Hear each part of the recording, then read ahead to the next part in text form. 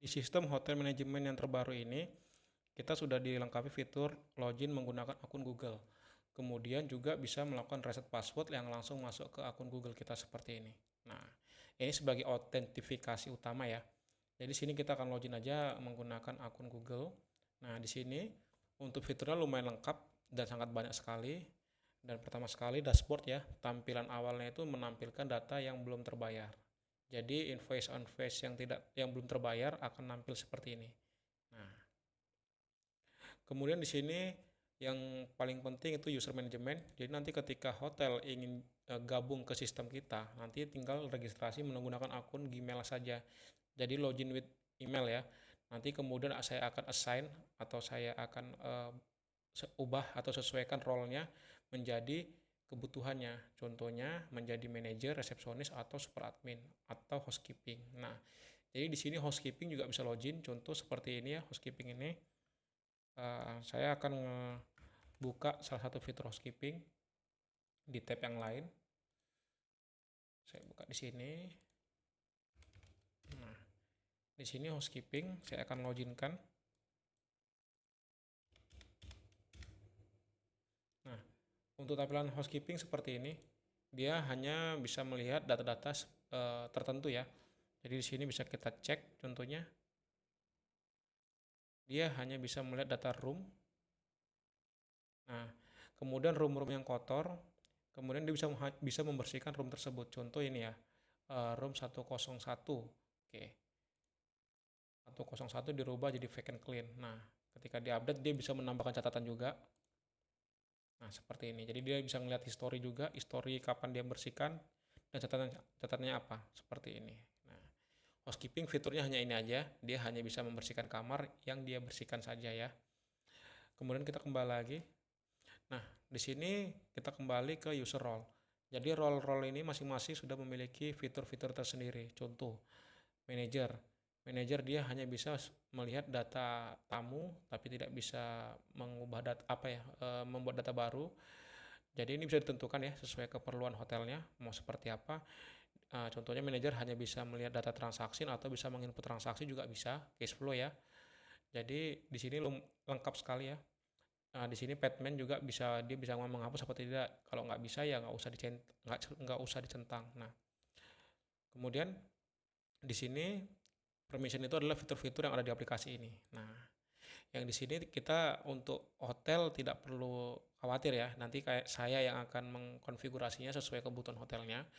Hotel hanya fokus untuk data reservation atau data booking aula ya dan finansial serta servis yang disediakan hotel tersebut. Kita masuk ke bagian hotel. Nah, di sini nanti hotel-hotel yang terdaftar di sistem ini akan tampil di sini. Nanti saya bisa memonitoringnya, contoh seperti kapan dia expirednya, terus alamatnya di mana. Nanti ini tujuannya ke depannya karena ke depannya akan dibuat sistem OTA, online travel agent. Jadi online travel agentnya kita nggak menggunakan seperti Traveloka yang lainnya. Nanti kita akan ngebangun aplikasi mobile yang nanti bisa digunakan oleh tamu untuk memesan kamar hotel yang ada di sistem ini. Nah, seperti itu.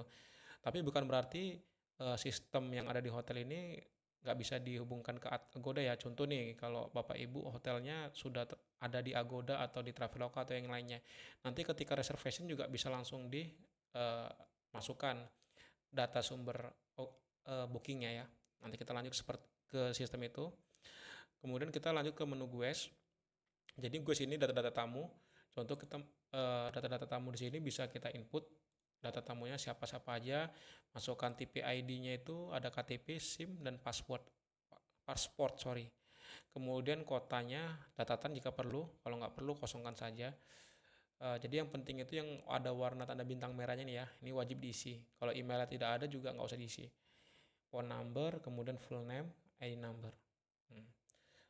Lanjut kita di bagian GUES itu dia bisa melihat data tamu, kemudian uh, bisa ngelihat reservationnya terakhir kapan, contohnya seperti ini. Kemudian di sini bisa juga edit data tamunya jika ada kesalahan, kemudian bisa juga melakukan reservasi atas tamu itu, bisa melihat historinya ya, seperti ini ya.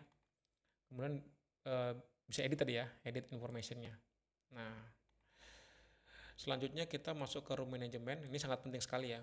Jadi nanti hotel-hotel yang akan join ke sistem ini, jadi nggak perlu repot input data roomnya. Nanti biar saya yang menginputkan, atau jika mau input sendiri juga boleh.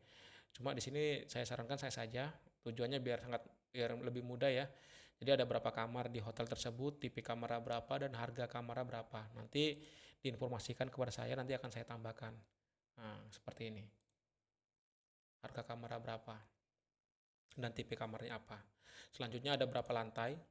Kalau lebih dari satu lantai, nanti kita buat data lantainya seperti lantai 1, lantai 2, dan sejenisnya seperti ini ya. Kemudian di sini untuk data room management ini sifatnya hanya satu kali input saja. Jadi nanti makanya saya saranin saya aja yang inputnya biar lebih mudah. Karena data ini sifatnya kan statis, ataupun jika ada penambahan data nanti saya bantu. Jadi nggak serta-merta hotel dibiarkan jalan sendiri. Jadi saya bimbing juga untuk menggunakan sistem ini. Kemudian di reservation, ini yang paling penting ya. Di sini reservation itu dia sistemnya udah otomatis ketika kita reservation. Contohnya nih ya, kita masukkan tamu. Nah, ini data tamu ini otomatis yang terdata di sini. Kalau belum ada tinggal add new guest saja. Jadi contohnya nih ya, kita masukkan ini. Kemudian check-in-nya kapan? Contohnya tanggal 17. Nah, jadi jika dia case-nya ada tamu yang check-in di jam tanggal 17 di jam 2 malam, seperti ini ya. Nanti kita tinggal masukkan untuk check-in-nya backdate. Nah, jadi tanggal 16 ke tanggal 17. Karena tanggal 17 dia check out ya. Tujuannya biar dia terdata satu malam. Nah, tapi walaupun seperti itu tetap ada di created ad-nya nanti di sistemnya itu akan terdata untuk check-in-nya di-check-in-kan di tanggal jam segini. Ini hanya sebagai agar tidak terjadi bentrok data ya. Jadi satu malam itu dihitung dia beda tanggal. Oke. Selanjutnya di bagian room selection ini check availability kamar. Ini yang tampil hanya kamar yang tersedia pada tanggal ini aja. Jadi jika kamar tersebut sudah dipakai atau diisi tamu atau sudah dipesan juga nanti tidak tampil gitu. Karena kamar tersebut statusnya tidak tersedia. Kecuali kamar tersebut udah dipesan tamu contohnya ya. Contoh kamar 101 dipesan tamu.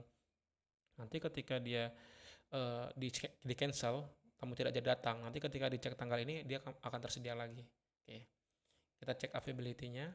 Nah, jadi nggak bakal bentrok dia datanya. Contoh ini kita ambil 202. Nah, kemudian di sini booking source-nya seperti saya jelaskan tadi, jadi bisa diisi sesuai sumber bookingnya di mana. Contoh ini dari Agoda gitu, atau dari yang lainnya. Nah, bisa ya. Jadi sebagai data nanti bisa kita ngelihat grafiknya, paling banyak pemesanan itu dari mana dan sumber dari mana. Kemudian untuk notes ini catatan bisa diisi, contohnya seperti dia maunya sistem maunya incognito, tidak mau diketahui orang, dia bisa juga kita masukkan di catatan ini sebagai informasi untuk resepsionis yang menjaga, atau yang lainnya kita isi. Di sini saya isi aja seperti gitu ya, incognito contohnya. Nah, ini dia. Jadi otomatis tagihannya 500.000. Nah, di sini tamu kan belum dicekin kan. Nah, ketika kamar tersebut kotor, contoh ini kita cek kamar untuk ini ya.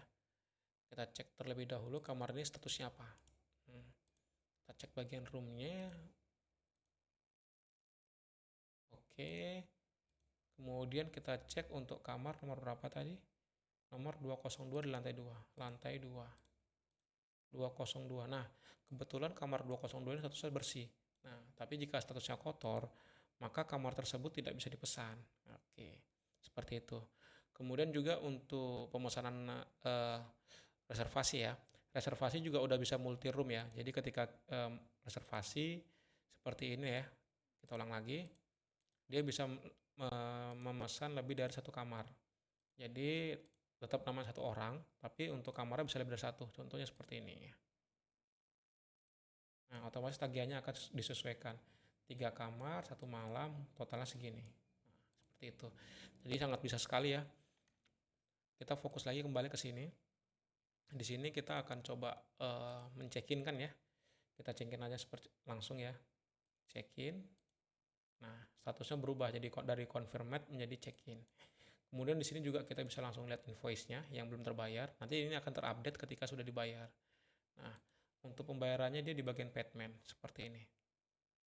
Contohnya dibayar. Nah, seperti ini. Contoh dibayar lunas 500.000.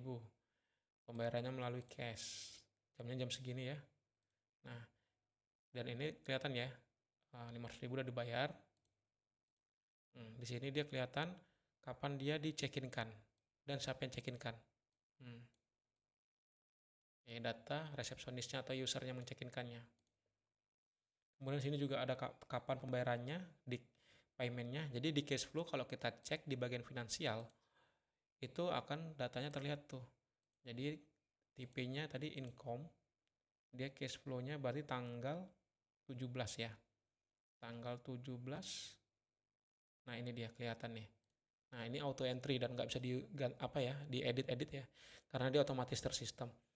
Jadi ROM revenue pendapatannya kamar berapa, siapa yang check-in, bayar cash, kemudian siapa yang inputkan.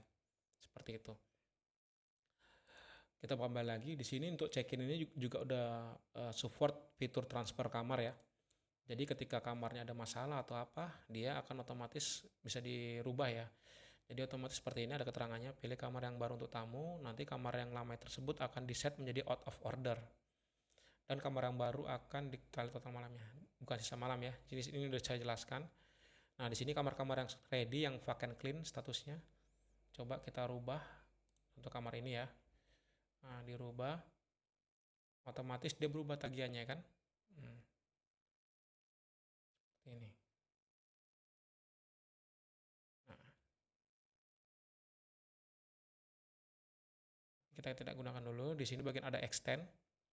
Untuk extend, dia bisa nambah masa kamar ya. Jadi nambah total tagihannya 500 menjadi 1 juta. Jadinya akan tambah tagihannya 500.000 lagi ketika di extend. Nah, seperti ini. Nah, kemudian dia bisa juga mesen sesuatu ya, nambah servis contohnya. Contohnya servisnya kita tambahin spa treatment, kita isi satu aja ya. Nah, akan otomatis nambah tagihannya. Jadi tagihannya akan nambah sesuai jumlah tagihannya. Nah, ini seperti ini. Total 1 juta, kemudian ditambah sama ada service total segini, yang udah dibayar segini, sisanya segini. Nah, seperti itu. Nah, jadi kalau kita mau lunasi tinggal di add payment, bayar lunas, kemudian membayar dari mana. Nah, otomatis sudah lunas. Nah, di sini otomatis ketika kita lihat invoice-nya, nah ini kita check out-kan saja. Nah, ketika kita lihat invoice, maka invoice-nya akan terupdate juga dengan detail data yang sesuai. Seperti ini.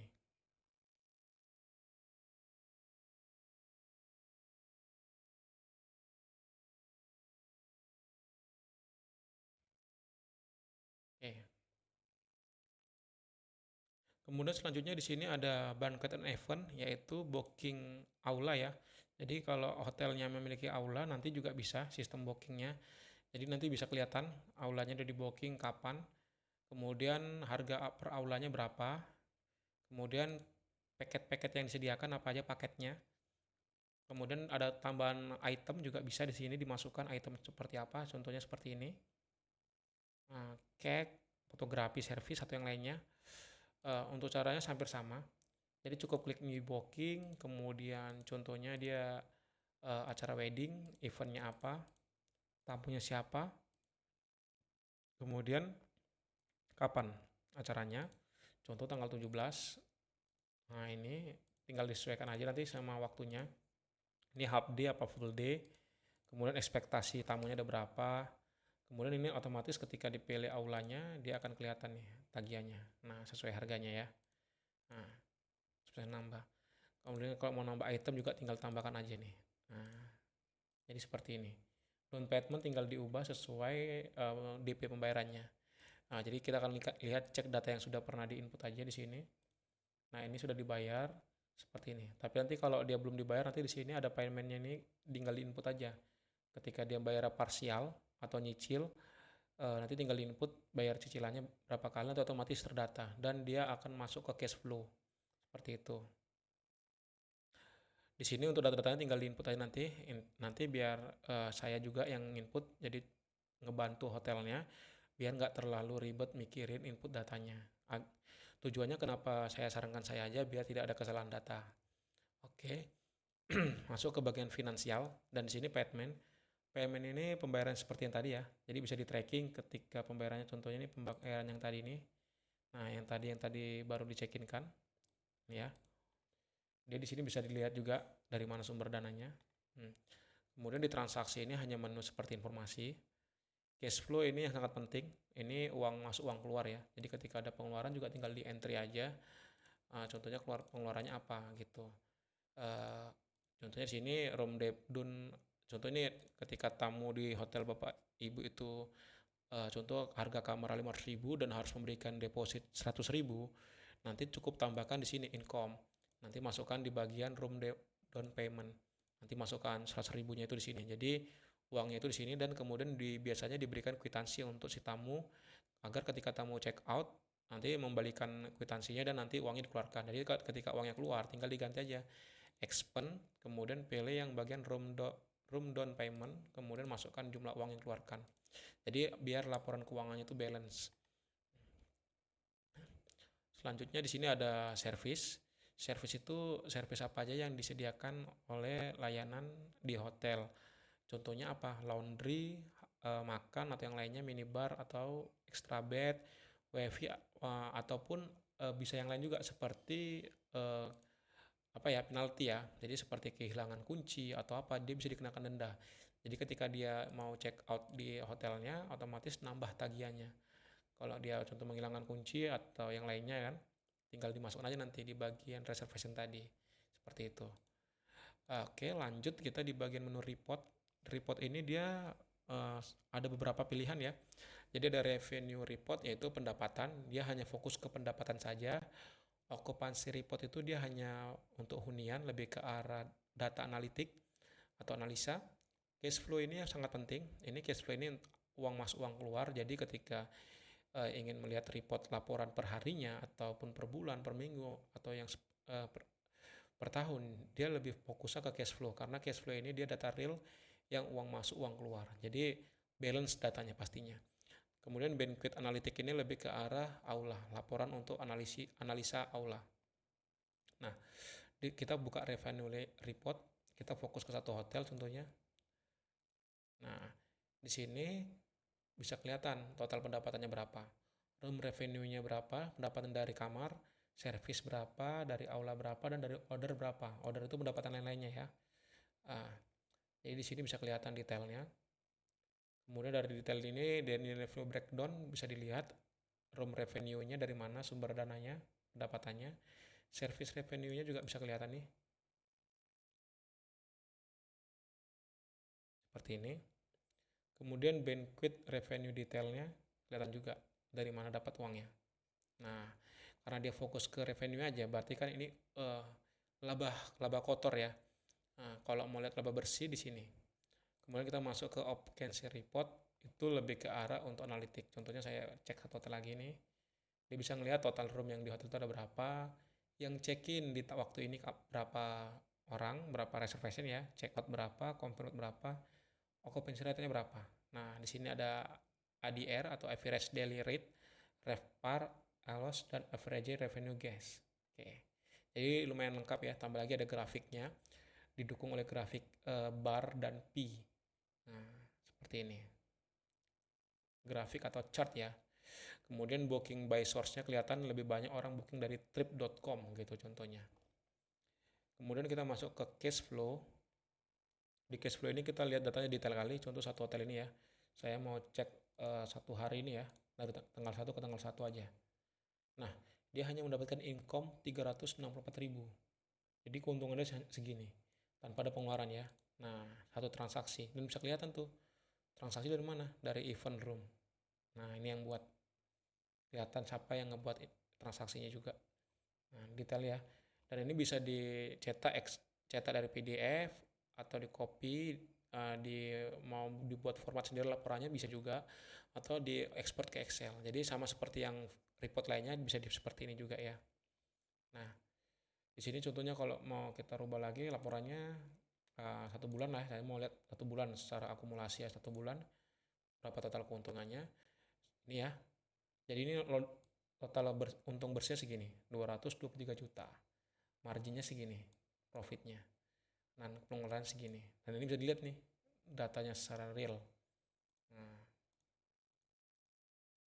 oke. Dan dari mana pendapatannya, top income-nya. Jadi bisa jadi analisa ya untuk pemilik hotel. Nah, kemudian ini satu Banket Analytics juga sama. Dia juga fokus seperti itu juga. Jadi kalau kita cek lagi satu hotel ini, nah dia bisa kelihatan tuh datanya, analisanya. Nah, seperti ini. Kemudian sistem ini juga sudah mendukung untuk eh, mode gelap ya. Jadi kalau malam itu biar mata nggak sakit ya, dia tinggal diklik dark mode maka akan tampilannya berubah seperti ini. Nah, ini fitur tambahan ya. Oke, kita kembalikan. Nah, jadi sistem ini sangat lengkap. Jadi kedepannya untuk seluruh hotel, jadi sistemnya multi hotel ya, SaaS ya, jadi jatuhnya. Jadi sistem ini kedepannya juga akan terus dikembangkan, fitur-fitur yang lebih lengkap dan keren pastinya. Seperti nanti kedepannya ini ada role yang akan fokus dikembangkan yaitu role GUES yang nanti bisa memesan langsung kamar hotel atau reservasi di hotel-hotel yang terdaftar dari sistem aplikasi mobile. Oke, seperti itu. Terima kasih.